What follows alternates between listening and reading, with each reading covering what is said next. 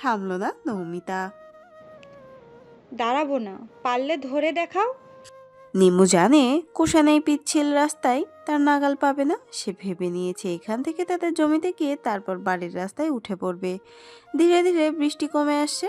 কুষাণের অভ্যাস নেই এই কাদাযুক্ত একদম সরু রাস্তা দিয়ে হাঁটার। শেষ কবে হেঁটেছিল মনেও পড়ছে না ঠিক। দৌড়াতে দৌড়াতে আকস্মিক কাদায় স্লিপ কেটে ধান ক্ষেতের মাঝে ধপাস করে পড়ে গেল কুষাণ। শব্দ শুনে থেমে যায় নমিতার পদযুগল। ঘাড় ঘুরিয়ে দেখে কুষাণ ধান ক্ষেতের কাদাতে বসে আছে। হাতে পায়ে কাদা লেপটে গেছে, নাক মুখ কুঁচকে ফেলেছে কুষাণ। তার এই শোচনীয় দেখে হঠাৎ ফিক করে হেসে দিল নৌমিতা। খিলখিল হাসি করে হাসছে। হাসছে তো হাসছেই, হাসিতে মুগ্ধ হলেও তা প্রকাশ করল না কুষাণ। অনিমেষ তাকিয়ে রইল কিছুটা সময়। দেখার স্বাদ যেন মিটছেই না, হারিয়ে যেতে চাইছে সেই হাসিতে। কিন্তু কুষাণ সংযত করল নিজেকে, মুখাবয়ব শক্ত রেখে হাঁক ছাড়ল। হাসি রেখে আগে তোল আমাকে। হাসি বিজড়িত গলায় জবাব দিল। নিজে নিজে ওঠো, আমার শরীরে কাদা মাখানো যাবে না। ছি নিমু, বিপদে পড়ে সাহায্য চেয়েছি আর তুই সাহায্য না করে দূরে দাঁড়িয়ে তামাশা দেখছিস। আচ্ছা থাক, লাগবে না তোর সাহায্য।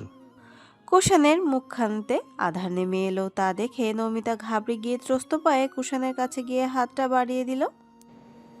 সরি কুশন ভাই, উঠে আসো, আর এরকম করব না। বেশি ব্যথা পেয়েছো? স্মিত হেসে হাতটা ধরে আকস্মিক হ্যাচকা টান দিয়ে ফেলে দিল নমিতাকে। অর্ধেক শরীর পড়েছে ধান ক্ষেত আর অর্ধেক দুই ক্ষেতের চিপায়। এবার কুষাণ খিলখিল করে হেসে উঠল, ব্যঙ্গ করে বলল। কিরে, বেশি ব্যথা পেয়েছিস? চোখ গরম করে তাকালো নৌমিতা। রাগে রিরি করছে কাদামাখা শরীর। সঙ্গে সঙ্গে রৌদ্র মূর্তি রূপ ধারণ করলো জিজ্ঞাসু কণ্ঠে। তুমি এটা কি করলে? কুষাণ না বোঝার ভঙ্গিতে বলল। আমি আবার কি করলাম? আমি তোমাকে সাহায্য করতে এসেছিলাম আর তুমি আমাকে ফেলে দিলে। আমার রাগ উঠতাছে কিন্তু। কুষাণ মেঘমন্দ্র কণ্ঠে প্রত্যুত্তর করলো। বেয়াদবির শাস্তি এটা। এতটা রাস্তা দৌড় করালি, তারপর আমার কথাটুকুও মানলি না। তাহলে আমার কি করা উচিত বল? প্রথমেই যদি আমার কথা শুনতি তাহলে ফেলতাম না, কিন্তু তুই তো সোজা কথার মানুষ না, তাই আঙ্গুলটা বাঁকা করতে হলো। দাঁড়াও, তোমাকে আজ। কথার মাঝে দাড়ি বসিয়ে দুজনে ভেতরে কাদা মাখামাখি হয়ে একচোট। ভ্রুগুলোতেও কাদা মাখাতে বাদ রাখেনি নমিতা। কুষাণ বারবার বারণ করার পরও কথা শুনছে না। যে যাকে যেমন পারছে তেমনই মাখিয়েছে। বেচারা ধান গাছের যে কি অবস্থা করেছে, সেদিকে চুল পরিমাণও হেলদোল নেই এই দুজনের। নদীতে ডুব দিয়ে শরীর ধুয়ে কাদামুক্ত করলো দুজনেই।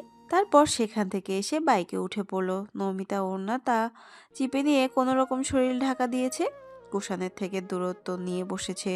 একটু আধটু ছোঁয়ায় মেয়েলি পেলব দেহের থরথরে বুঝতে পারছে কুষাণ।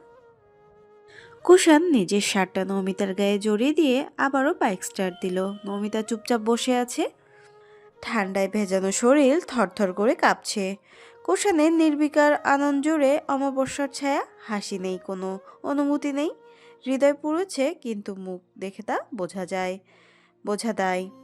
দীর্ঘশ্বাস ফেলে বলল। গান শুনবি? হুম, তোমার কণ্ঠে গান শুনতে আমার অনেক ভালো লাগে। ওই দিন ছাদে শুনেছিলাম, আজ আবার শুনতে চাই। বিমর্ষ অক্ষিপুট ফ্যাকাশে ভেজা মুখ। বৃষ্টি শুরু হয়েছে ফের। কিছুক্ষণ আগে যেমন প্রাণবন্ত ছিল চোখ জোড়া, কিন্তু এখন সেরকম নেই। কোনো উপায়ন্তর খুঁজে পাচ্ছে না সপ্তদর্শীকে নিজের করে রাখার। এই যে আজ বৃষ্টিতে ভিজল দুজনে একসঙ্গে, এটা কুষাণের বহুদিনের স্বপ্ন ছিল। কখনো ভাবেনি স্বপ্নটা এভাবে পূরণ হয়ে যাবে। ভাগ্যটা অদ্ভুত না? হয়তো আজীবনের জন্য হারিয়ে ফেলবে। এই জন্য প্রকৃতি দয়া করেছে তার ওপর। ভেতরে ভেতরে অন্তর্দ্বন্দ্বের টানাপোড়েনে শ্বাস নিতেও কষ্ট হয় এখন। আপাতত চিন্তাটুকু ঝেড়ে ফেলে ফিচেল হেসে গাইতে আরম্ভ করলো। আগে কত বৃষ্টি যে দেখেছি শ্রাবণে, জাগেনি তো এত আশা ভালোবাসায় মনে। সেই বৃষ্টি ভেজা পায়ে সামনে এলে হায় ফোটে কামিনী। আজ ভিজতে ভালো লাগে, শূন্য মনে জাগে প্রেমের কাহিনী। রিমঝিম ধারাতে চায় মন হারাতে, রিমঝিম ধারাতে চায় মন হারাতে। রাতে হাড় কাঁপিয়ে জ্বর এসেছে কুষাণের। বাড়িতে ঢোকার পর সকলে ইচ্ছে মতো বকুনি দিয়েছে। সেসব কুষাণ আর নমিতা চুপচাপ শুনেছে কেবল, প্রত্যুত্তর করার সাহস পায়নি।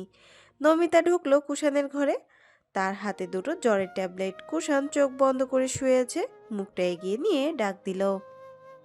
কুষাণ ভাই, ট্যাবলেটগুলো খেয়ে নাও।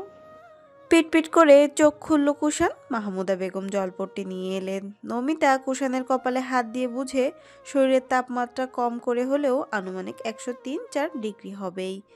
নমিতার অবশ্য ঠান্ডা লেগেছে, শরীরের তাপমাত্রা বাড়লেও কুষাণের মতো নয়। নমিতা চিন্তিত স্বরে বলল, জেঠিমা, কুষাণ ভাই শরীরে তো অনেক জ্বর, ডাক্তার ডাকতে হবে। তোর বাপ তো বাজারে, ফোন করে বলে দে আসার সময় ডাক্তার নিয়ে আসতে। কিন্তু জেঠিমা, বাবা তো ফোন নেয় নাই সাথে, আবার আমার ফোনটাও লাবণীর বাড়িতে। চিন্তায় পড়ে গেলেন মাহমুদা বেগম। তাই ডাক্তার না ডেকে শুধু ট্যাবলেট দুটো খাইয়ে দিলেন কুষাণকে। নমিতা চলে গেল ঘর থেকে। রুক্ষ ভাষাহীন চোখ দুটি কেবল যাওয়ার পানে তাকিয়ে রইল, মুখ ফুটে বলতে পারলো না। আমার কাছে একটু থাক নিমু, আমার খুব কষ্ট হচ্ছে। তোর কোলে মাথা রেখে ঘুমালে আমার সব অসুখ দূর হয়ে যাবে। তুই আমার মেডিসিন রে নিমু, তুই আমার মেডিসিন। মধ্যরাতে ঘুমের ঘরে কুষাণ কি যেন বিড়বিড় করছে। মাহমুদা বেগম কুষাণের মাথার কাছে বসে থাকতে থাকতে ঘুমিয়ে পড়েছিলেন। হঠাৎ সজাগ হয়েছে, তিনি শুনতে পান কুষাণ কি যেন বলছে। আলতো হাতে ঝাঁকালেন কুষাণকে।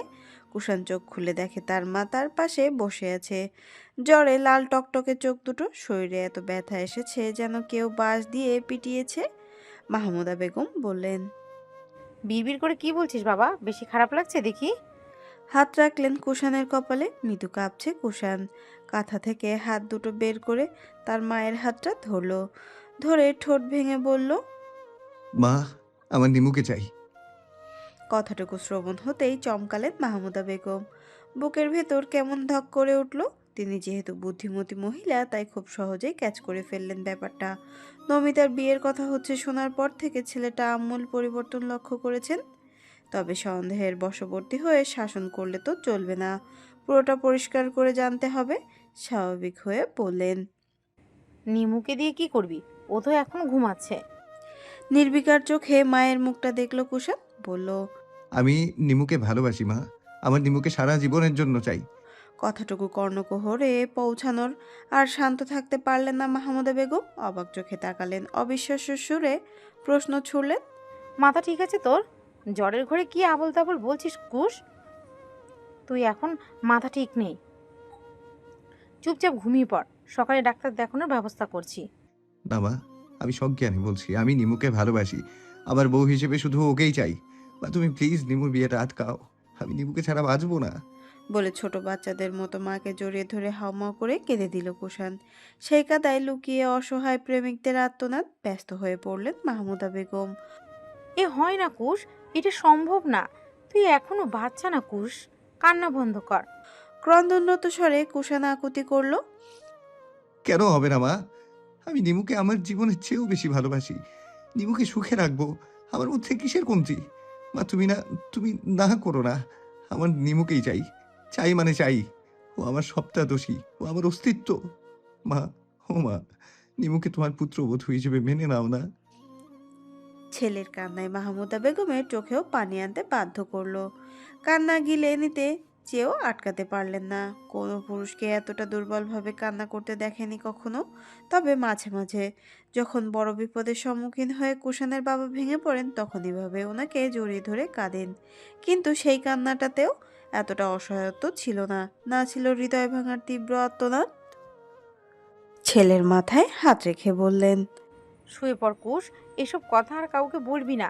চাইলেই সব কিছু পাওয়া যায় না, কিছু জিনিস সৃষ্টিকর্তা আমাদের ভাগ্যে রাখেননি, তবুও আমরা সেটার প্রতি আকৃষ্ট হই।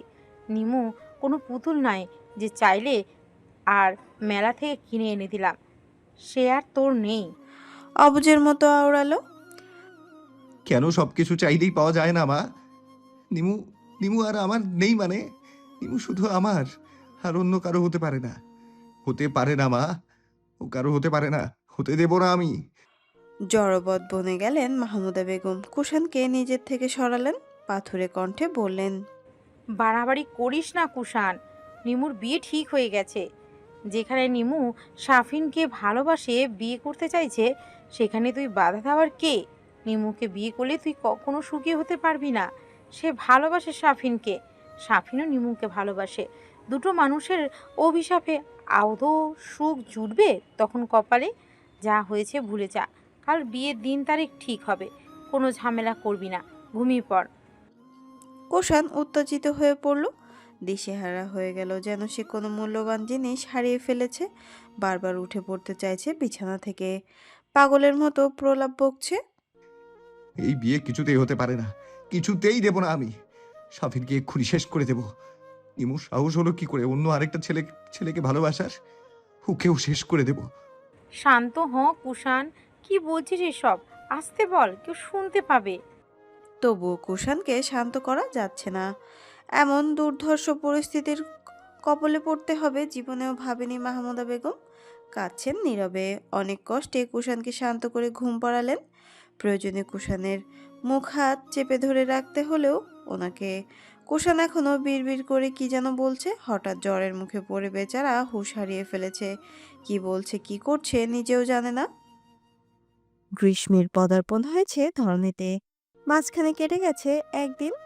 আম কাঁঠালের উকিঝুঁকি পাতার ফাঁকে ফাঁকে দেখা মিলছে। পরশু বৃষ্টি হয়, নদী নালা এখনো শুকিয়ে চৌচির হয়নি। পুকুরে অবশ্য ভালোই পানি আছে। সকাল থেকে ভ্যাপসা গরম, কারেন্টও নেই। জানালার পর্দা গলিয়ে রোদ পড়েছে। কুষাণের উন্মুক্ত পিঠে তার শরীরের অবস্থা হালকা উন্নতি হয়েছে। উঠে টাওয়েলটা গলায় পেঁচিয়ে ব্যাগ থেকে ল্যাপটপটা বের করলো। ঘরে ভালো লাগছে না, তাই বারান্দায় চেয়ারে বসে গত কয়েকদিনে জমে থাকা কাজগুলো দেখতে আরম্ভ করলো। যেহেতু সে এখনো বেকার, তাই ফ্রিল্যান্সিং করে নিজের খরচ নিজে বহন করে। পাশাপাশি জমিয়েও রেখেছে বেশ কিছু অর্থ। সবসময় বাবার কাছে হাত পেতে কিছু নিতে ভালো লাগে না তার, তাই গত 2 বছর হলো ফ্রিল্যান্সিং এ যুক্ত হয়েছে। রাহেলা বানু লাঠিতে ভর দিয়ে ধীরে ধীরে হেঁটে কুষাণের নিকট আসছেন।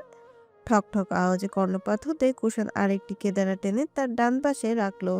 যান্ত্রিক বস্তুটি চেয়ারে রেখে সন্তর্পণে রাহেলা বানুকে চেয়ারে বসালো। তারপর সে নিজেও বসলো। বয়সের ভারে নুয়ে ব্যক্তিটি রোগা রোগা সুরে, গলা আধো কৌতূহল মিশিয়ে চুপি চুপি বলল। দাদু ভাই, খবর কি? কুষাণের নত দৃষ্টি তখনও ল্যাপটপের স্ক্রিনে নিবদ্ধ। পুরুষ্ট আঙুলগুলো চলছে নিজের মতো। নির্বিকার কণ্ঠে উল্টো প্রশ্ন ছুড়ে। কোন খবর জানতে চাও? ফ্যাল ফ্যাল করে থাকেন রাহেলা বানু। কুষাণ মুখ তুলে দৃষ্টি রাখলো দাদির মুখ বরাবর। একরাশ চাপা ক্ষোভ নিয়ে বলে, বলো কি জানতে চাও? আমার শরীরের খবর নাকি মনের? রাহেলা বানু ঠাউর করতে পারছে কেউ একজন তার ওপর আকাশ সম অভিমান করেছে। পাল্লা দিয়ে বাড়ছে সেই অভিমান। তাই মাথাটা একটু এগিয়ে আনেন রাহেলা বানু, মৃদু গলায় বলেন, রাগ করিস না দাদু ভাই, হুট করে কি থেকে কি হইয়া গেল বুঝতে পারে নাই। অহন কি করুন লাগবো এই দেখো। উঠোনের সদর দরজার পাশে আম গাছটার পানে দৃষ্টি স্থির করে রাখলো কুষাণ। দীর্ঘশ্বাস ফেলে বলল, জানি না কি করব, কিচ্ছু বুঝতে পারছি না। বিজ্ঞান ন্যায় রাহেলা বানু উপদেশ দিলেন। তোরে একটা কথা কই দাদু ভাই, একবার সাহস করে মনের কথাটা জানাইয়া দিয়ে দেখ। তোর কাকার কাছে প্রস্তাব রাখ, দেখ কি হয়। তারপর না হয় ভাগ্যের উপরে ছাইরা দিবি, কিন্তু এমনে কইরা হাত গুটাইয়া তো বইয়া থাহুন যায় না। কুসুম কোনো কথা বলে না, নীরবে নিবৃতে ভাবুক দৃষ্টি ফেলে অদূরে তাকিয়ে থাকে। পুরোটা মনোযোগ দিয়ে কিছু অদৃশ্য ছক কষে, যে ছকের শিরোনাম ভালোবাসার ছক। রাহেলা বানু আর কিছু বলেন না, উঠে চলে যান চেয়ার ছেড়ে। দিনের মধ্যাহ্নভাগ, রোদের বোতলে যেন আগুন ঢালছে আকাশ থেকে। কাঠপোড়া রোদে নিলয় কেঁদে কেঁদে বাড়িতে এলো। নমিতা বারান্দা দিচ্ছিল, তখনই নীরবের কান্নার আওয়াজ শুনে গা ছমছম করে উঠল। নমিতা ঝাড়ু দেওয়া রেখে উৎসুক দৃষ্টি ফেলে জিজ্ঞাসা করে, কি হয়েছে তোর? এমন কেঁদে কেঁদে বাড়িতে আসছিস কেন? নিলয় তখনও চোখের পানি ফেলছে, রোদে গা ঝরছে গা থেকে। অথচ শরীরে মুখে কাদা মাখানো। ছোট মানুষ হলেও নিলয় সচরাচর কাঁদে না, কিন্তু এখন কেন কাঁদছে তা বুঝতে পারল না নমিতা। এই সময় বাড়িতে পুরুষ মানুষ বলতে কেউ নেই। নাজিম তরফদার ঢাকায়, নমিতার মা পাশের বাড়ি গেছেন কোনো দরকারে, রাহেলা বানু আর মাহমুদা বেগম দুপুরের খাবার খেয়ে ভাত ঘুম দিয়েছেন, কাইফা গেছেন গোসলে। তাই নমিতা ব্যতীত নিলয়ের কাছে কেউ নেই। নমিতা এগিয়ে এসে হাত রাখলো নিলয়ের কাঁধের ওপর, অমনি নিলয় জড়িয়ে ধরে নিজের বোনকে। নমিতার মনে সন্দেহের বীজ পোক্ত হয়, ব্যস্ত গলায় জিজ্ঞাসা করে। কি হয়েছে তোর লিওন? কথা বল, কেউ কি তোকে বকেছে? নিলয় কোনো উত্তর দেয় না। ফের নমিতা প্রশ্ন করে। কেউ কি তোকে মেরেছে? কে মেরেছে তোকে? একবার বল। আচ্ছা, এখন কিছু বলতে হবে না, আমার সাথে আয়। বলে নিলয়কে ড্রয়িং রুমে নিয়ে গেল। একটা গ্লাসে পূর্ণ করতেই ঠক ঠক করে নিমেষেই সাবার করে দিল নিলয়। শব্দ করে গ্লাসটা পূর্বের স্থানে রেখে ঘন ঘন শ্বাস ফেলছে। কিছুটা সময় পর শান্ত হলো। নিচ থেকে অকপট সহ্য কণ্ঠে বলতে লাগলো। আমরা 6 জন মিলে উত্তরের ক্ষেতে কাবাডি খেলছিলাম। ক্ষেতে বৃষ্টির পানি জমছে। এর মধ্যে পাশের বাড়ির আনিকা এসে আমরা যেখানে খেলছি সেখানে গিয়ে দাঁড়ালো। এখানে দাঁড়িয়ে নাকি খেলা দেখবে। আমরা বারবার বলেছি সরে যেতে, কিন্তু সরেইনি। উল্টো আরো ক্ষেতের মাঝখানে এসে দাঁড়াচ্ছিল। পরে আমরাও কিছু না বলে খেলতে শুরু করি। তার গায়ে একটু পানি ছিটকে যায় দেখে রেগে মেগে সুমাইয়ার গেলে ঠাস করে থাপ্পড় মারে। আমি এর প্রতিবাদ করতে গেলে আমাকেও মেরেছে। মেরে কাদার মধ্যে মাটিতে মাথা চেপে শ্বাসরোধ করার চেষ্টা করছিল। একটুর জন্য মরতে মরতেও বেঁচে গেছি। একদমই কথাগুলো বলে আবারও ফোপাতে শুরু করলো নিলয়। নমিতার হৃদয় আপনা আপনি কঞ্চিত হয়, বিরক্তি মাখা গলায় ধমকায়। ওইটুকু একটা মেয়ের হাতে মার খেয়ে আবার কাঁদতে কাঁদতে বাড়ি চলে আসলি? লজ্জা করে না তোর? তোরা এতজন থাকা সত্ত্বেও ওই পিচ্ছি একটা মেয়ে মারলো আর তোরা চুপচাপ গিলে চলে এলি? বলি, তোদের কি গায়ে জোর নেই? তোদের কি ভাত খাওয়াই না? পিচ্চি বলছো কেন? ও ক্লাস 7-এ পড়ে। নমিতা চোখ গরম করে দাঁতে দাঁত পিষে বলল। হাই রে হাদারাম, যতই হোক সে তো একটা মেয়ে আর তুই তো ছেলে, তাহলে তোর শক্তির সাথে ও পারে কিভাবে? নিলয় বলে। আপু বিশ্বাস করো, আমরাও বুঝতে পারছি না অনিকার শরীরে এত শক্তি কি করে এলো। সবাইকে উল্টিয়ে ফেলে দিয়েছে। ওর গায়ের শক্তির সাথে আমার শক্তি ঠুনকো লেগেছে আজ। আপু আমার কি মনে হয় জানো? নমিতা উদ্গ্রীব স্বরে বলে। কি? নিলয় সিরিয়াস মুখ করে বলে। অনিকার বাবা তো বিদেশে থাকে। ওর বাবা মনে হয় বিদেশ থেকে উন্নত মানের হরলিক্স বা এমন কিছু এনেছে যেটা খেয়ে অনিকা এখন শক্তিশালী হয়ে গেছে। নমিতা হেসে ফেলল। পরক্ষণে গুরুগম্ভীর আদলে শাসিয়ে উঠল। এমন কিছু হতেই পারে না। আয় তো দেখে আসি অনিকার কত পাওয়ার। আমার ভাইকে বিনা কারণে আঘাত করা হাড়ে হাড়ে টের পাইয়ে দিব, চল আমার সঙ্গে। সত্যি সত্যি নিলয়ের হাতটা মুঠোবন্দি করে হাঁটা দেয় আনিকাদের বাড়ির উদ্দেশ্যে। বাড়ির সদর দরজায় পা রাখতেই দেখতে পায় অনেক মানুষ জড়ো হয়ে দাঁড়িয়েছে। চারপাশ জোরে কানাঘুষার গুনগুন আওয়াজ চলছে। নমিতা নিলয়ের হাতটা ছেড়ে দিয়ে এগিয়ে দাঁড়ায়, ভিড় ঠেলে বলে। দেখি তো কি হয়েছে। তৎক্ষণাৎ দেখতে পায় আনিকাকে অনেকজন মিলে ধরে রেখেছে। সে হাত পা ছড়াছড়ি করছে, দাঁত কিরমির করছে, কখনো কখনো কি সব যেন বলছে ভুতুড়ে গলায়। সামনে মসজিদের একজন ইমাম বসে জোর করে জেরা করছেন, জোরে জোরে সূরা উচ্চারণ করছে নিজের চোখে দেখা এবং দু একজনের থেকে পাওয়া চাঞ্চল্যকর তথ্য অনুযায়ী পুরো ব্যাপারটা এখন পানির মতো স্বচ্ছ। অকল্পনীয় কিছু শুনতে পেয়ে নিলয় আর নমিতা চক্ষু চড়গাছ, বুঝতে এক বিন্দুও বাকি নেই আনিকাকে যে চিনে ধরেছে। অমনি উচ্চ শব্দে আনিকা বলে ওঠে। নিলয়রা, আমি তোকে ছাড়বো না। তুই আমার গায়ে হাত দিয়েছিস না? দেখিস আমি তোর কি বেহাল অবস্থা করি। তোর সাহস কি করে হলো আমার বাড়িতে পা রাখার? দেখ এখন তোর সাথে কি কি হয়। এক ন্যানো সেকেন্ডও অপেক্ষা না করে ছোটার জন্য ছটফট করতে শুরু করলো আনিকা। সকলের দৃষ্টি তখন নিলয়ের পানে। শুষ্ক ঠোক জোড়া জিব্বা দিয়ে ভিজিয়ে নেয় নমিতা। ভয়ার তথ্যে দুই জোড়া চোখ একে অপরের দিকে তাকায়, কিছু একটা ইশারা করে নিলয় বলে। আপু বলা মাত্রই দুজনে ভোঁদড়। এক পলকে সবার দৃষ্টির আড়াল হতে সক্ষম। দিক বিদিক ভুলে দৌড়াচ্ছে, উদ্দেশ্য দ্রুত বাড়ি পৌঁছানো। পেছনে ফেলে যায় অসংখ্য কৌতূহলী দৃষ্টি। নমিতা আর কাইফা বিছানায় হেলান দিয়ে কর করে ভুট্টার স্বাদ নিতে ব্যস্ত। ফোনের স্ক্রিনে চলছে তামিল সিনেমার অ্যাকশন সিকোয়েন্স। সময়টা এখন রাত। তখনই কাঁধ ভেজানো দরজা ঠেলে ভেতরে আসেন শাহনাজ বেগম। ধ্যানচ্যুত হলো দুই কিশোরীর। দেখলো মুখে চওড়া হাসি নিয়ে তাদের কাছে এগিয়ে আসছেন শাহনাজ বেগম। উচ্ছ্বাসিত মনে বললেন, তোর বাবা আর তোর ছোট মামা শরীফ ঢাকা থেকে ফিরেছে মাত্র। দেখে শুনে বিয়ের দিনক্ষণ ঠিক করে এসেছে। আজ যেন কী বার? বুধবার না? নমিতা মাথা উপর নিচ করলো। শাহনাজ বেগম আগের চেয়ে বেশি খুশি নিয়ে বলল, এই শুক্রবারের পরের শুক্রবার তোদের বিয়ে। তোর বাবা এসেই সবাইকে জানালো। তোর শ্বশুর বেশি দেরি করতে চান না, তাই ছোটোখাটো অনুষ্ঠান করে শুভ কাজ দ্রুত সেরে ফেলতে হবে। অজানা আনন্দে নেচে ওঠে নমিতার মন। খুশিতে ঝলঝল করছে দীঘল কালো অক্ষি জোড়া। কিন্তু খুশিটুকু মায়ের সামনে দেখাতে পারছে না। পারবে কেমন করে? লজ্জা শরম বলতেও তো কিছু আছে। কাইফা লাফিয়ে বলে উঠল, কাকিমা, সত্যি আপুর বিয়ে শুক্রবার? তাহলে তো আর মাত্র 6 দিন বাকি।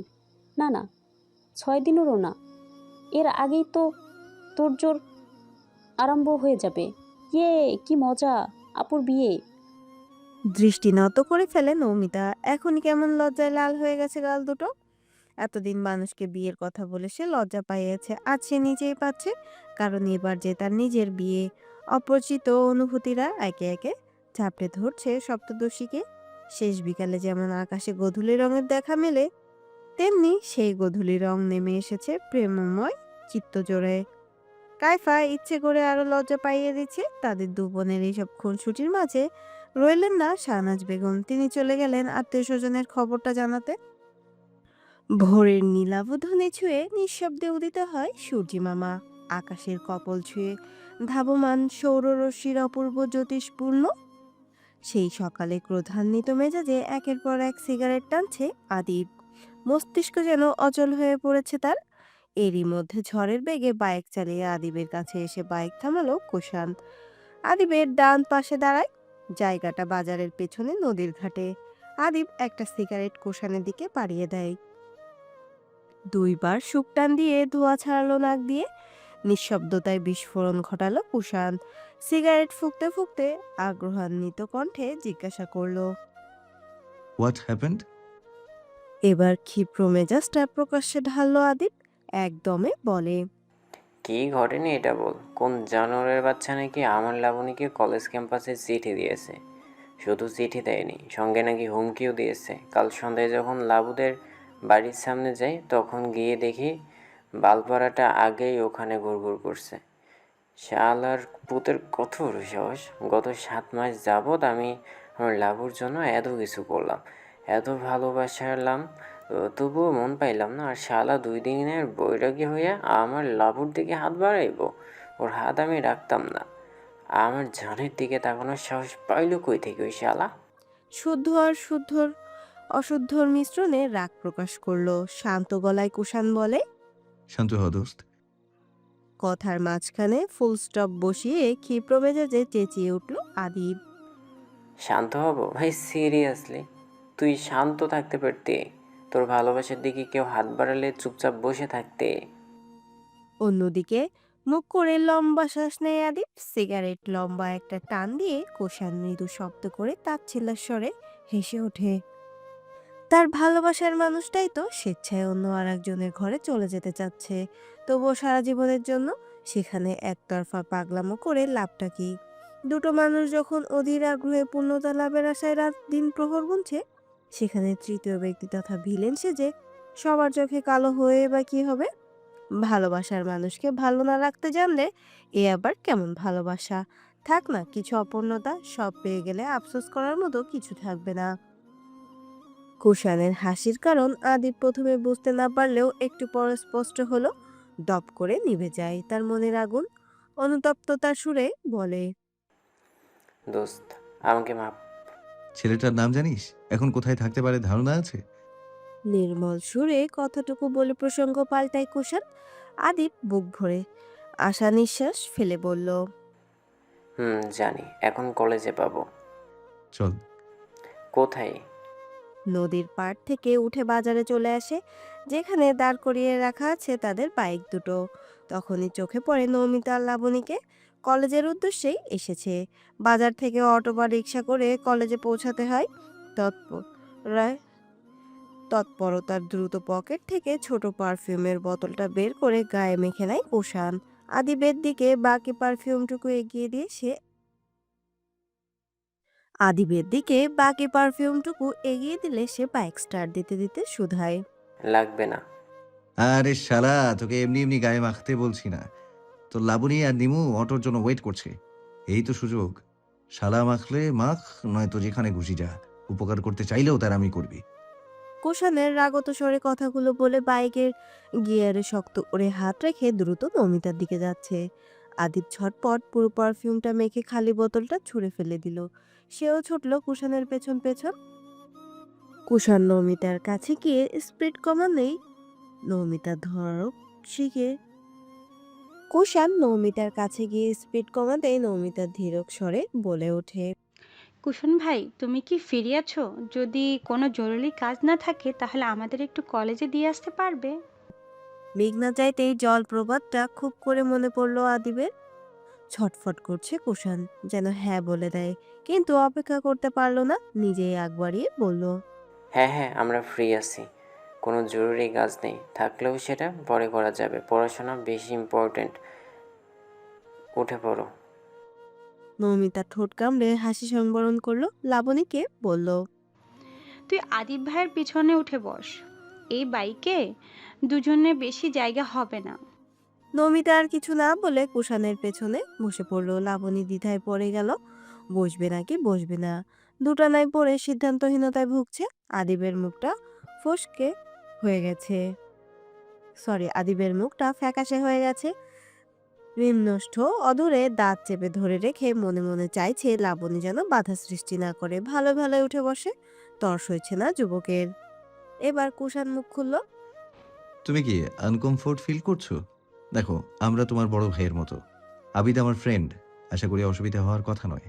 লাবণী তাড়াহুড়ো করে বলল, না না, সেরকম কিছু নয় ভাইয়া। আসলে আমার ভাইকে ওঠার অভ্যাস নেই, তাই সময় ভাবছিলাম বাইকে উঠবো কি না উঠবো। আর কোনো ব্যাপার নেই। বলে ভয়ে ভয়ে চড়ে বসলো আদিবের বাইকে। আদিবের ইচ্ছে করছে গদগদ হয়ে কুষাণের গালে দুটো চুমু খেতে, কিন্তু নিজের ইচ্ছাটাকে আকাশে উড়িয়ে দেবে। বেশি খুশি হওয়া যাবে না। সেকেন্ডের ভেতর আননে গাম্ভীর্যপূর্ণ ভাবে স্টার্ট দেয় আদিব।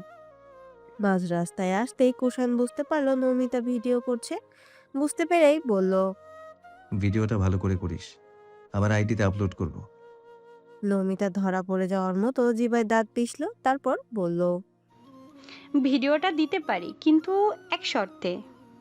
নিম পাতার আবার শর্তও আছে? আচ্ছা বল শুনি। নমিতা রাগটাকে গিলে নেয়, যেহেতু এখন আর তার স্বার্থসিদ্ধির সময়, তাই অহেতুক ঝামেলা বাড়ায় না। আমাকে মেনশন দিয়ে পোস্ট করতে হবে এবং ভিডিওর ক্রেডিটও দিতে হবে, নয়তো ভাববো তুমি আসলে একটা বিটকেল। কোষানে এক হাত গিয়ার থেকে আলগা করে নমিতার পায়ে ঠাস করে একটা চড় বসালো। নমিতা এতে ক্ষিপ্র হয়। মারলে কেন? মেরেছ যখন, এবার আর কোনো ছাড় পাবে না। তুমি সব সময় আমার সাথে এমন করো। দু চোখের বিষ আমি তোমার। বলে ধীরে ধীরে কুষাণের পিঠে চড় দিতে শুরু করলো। কুষাণ বাইকের স্পিড কমিয়ে আনে, বলে, থাম নিমুর বাচ্চা, হাতটা কিন্তু ভেঙে ফেলবো। নিমু ভেঙচি কেটে ফের ভিডিও করায় মন দেয়। এদিকে ভয়ে লজ্জায় আড়ষ্ট দেহ নিয়ে চুপচাপ বসে আছে লাবণী। বারবার ব্রেক করার জন্য দূরত্ব ক্ষুণ্ণ হচ্ছে দুজনের ভেতর। বুক ধরফর করে লাবণীর। আদিব যে ইচ্ছে করে এমন করছে তা আর বুঝতে বাকি নেই। এবার আর শান্ত রইল না লাবণী। অশান্ত গলায় বলল, আপনার সমস্যাটা কি? বারবার ব্রেক করছেন কেন? একই সুরে পাল্টা প্রশ্ন করলো আদিব। তোমার সমস্যাটা কি? এভাবে দূরে বসছো কেন? জড়িয়ে ধরতে তো বলেনি। জাস্ট হাতটা একটু কাঁধে রাখো। আপাতত এতেই খুশি হব। আদিবের স্পষ্ট স্বীকারোক্তি অস্বস্তিতে ফেলে দেয় লাবণীকে। গলা শুকিয়ে আসে। এত কাছাকাছি কখনো হতে হবে তা অপ্রতিম ছিল। বিচলিত স্বরে জবাবটুকু রাখে। নিজের লিমিটে থাকুন, না পেরে আপনার সঙ্গে যেতে হচ্ছে। কুষাণ ভাইয়া না থাকলে কখনই যেতাম না।